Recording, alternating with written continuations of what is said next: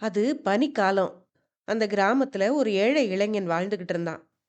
ஒரு நாள் அவன் பனி வழியில நடந்து போனப்போ, ஒரு வலையில மாட்டிக்கிட்டு தவிச்ச கொக்கு ஒன்ன பார்த்தான். அந்த வெள்ளை நிற கொக்கு வலையில மாட்டி எத்தனை நாள் உணவில்லாம தவிச்சதோ தெரியல. மெலிஞ்சு போயிருந்தது. அந்த இளைஞன் வலைய அறுத்து அந்த கொக்க விடுவிச்சான். மறுநாள் சாயந்தரம் அவன் தன்னுடைய குடிசையில இருந்தப்போ, ஒரு இளம் பெண் அந்த குடிசைக்கு வந்தா. வெளியே கடுமையா பனி பெய்யறதால தன்னால பிரயாணத்தை தொடர முடியலன்னும் தங்குறதுக்கு இடம் கிடைக்குமான்னு அவ கேட்டா. அந்த இளைஞனும் இறக்கப்பட்டு அந்த பெண்ணுக்கு இடம் கொடுத்தான். நாட்கள் ஓடிக்கிட்டு இருந்தது. பனிக்காலம் ரொம்ப கடுமையாகிக்கிட்டு இருந்தது.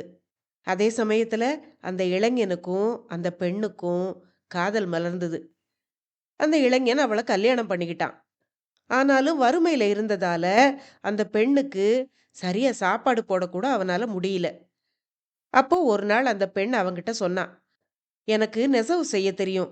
நான் உங்களுக்கு துணி நெசவு பண்ணி தர்றேன். அதை நீங்க வெளியே கொண்டு போய் வித்துட்டு வாங்க. ஆனா நான் நெசவு பண்ணும்போது அறைக்குள்ள யாரும் பார்க்க கூடாது அப்படின்னு சொல்லிட்டு அந்த அறையோட கதவை சாத்திட்டு உள்ள போனான். சில மணி நேரங்கள் கழிச்சு அவ வெளியே வந்தா. அப்போ அவளுடைய கையில அழகான பட்டு துணி ஒண்ணு இருந்தது. அதை அவ தன் கணவன் கிட்ட கொடுத்தா. வித்துட்டு வர சொன்னான்.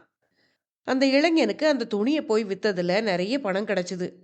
அந்த பணத்தை வச்சு அவங்க ரெண்டு பேரும் சந்தோஷமா வாழ்ந்துகிட்டு இருந்தாங்க.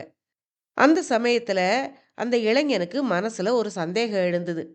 இவகிட்ட பட்டு துணி நெசவு பண்றதுக்கு எந்த மூலப்பொருளும் இருந்த மாதிரி தெரியல. இவ எப்படி இவ்வளவு சீக்கிரத்துல அழகான பட்டு துணியை நெய்ய முடிஞ்சது?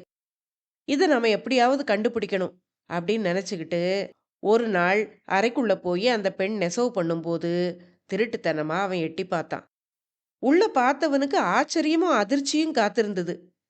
அந்த அறைக்குள்ள எந்த பெண்ணும் இல்ல. அதுக்கு பதிலா ஒரு மெலிஞ்ச கொக்கு தன்னுடைய சொந்த இறகுகளை பறிச்சு அதை வச்சு ஒரு பட்டு துணியை தயார் பண்ணிக்கிட்டு இருந்தது. அந்த கொக்கை பார்த்த உடனே தான் ஒரு நாள் காப்பாத்தின கொக்கு அதுதான் அப்படிங்கிறத அவன் புரிஞ்சுக்கிட்டான்.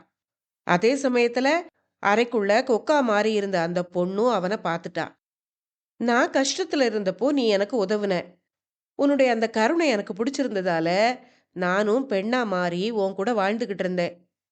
என்னுடைய இறகுகளை கொண்டு உனக்கு உதவி செய்தேன். ஆனா நீ, நான் உன் மேல வச்சிருந்த நம்பிக்கையை உடைச்சிட்ட. நான் சொன்ன வாக்க மீறிட்ட. என்னோட ரகசியம் என்னன்னு தெரிஞ்சுக்கிட்ட. அதனால இதுக்கு மேலேயும் என்னால உன் கூட இருக்க முடியாது அப்படின்னு சொல்லிட்டு கொக்கா மாறி வானத்துல பறந்து போயிட்டா. தன்னுடைய சந்தேகத்தால அருமையான வாழ்க்கையை இழந்துட்டோமேன்னு அந்த இளைஞன் வருத்தப்பட்டான்.